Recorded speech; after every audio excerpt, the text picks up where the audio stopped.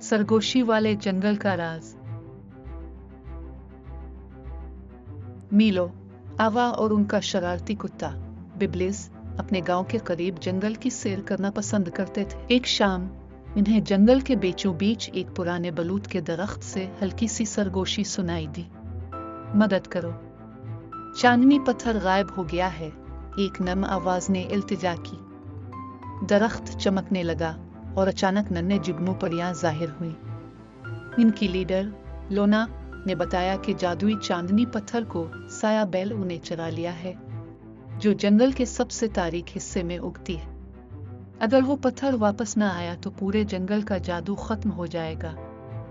मीलो, आवा और बिब्लिस एक सनसनीखेज मुहिम पर निकल पड़े।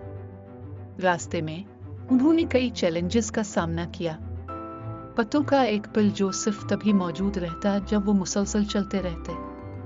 एक बोलने वाली गुलहरी जो उन्हें पहेलियों का चैलेंज देती है। एक खुफिया गार जहां चमकदार मशरूम रास्ता रोशन करते हैं।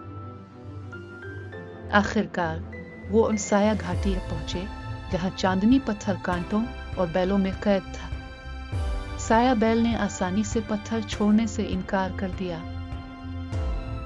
उसने एक साए की भूल भुलियां बना दी जहां से निकलना नामुमकिन लग रहा था। लेकिन आवा को एक तरकीब याद आई। साया रोशनी से खत्म हो जाता है। उन्होंने जुगनू परियों की मदद से भूल भुलियां को रोशन कर दिया और जादू टूट गया।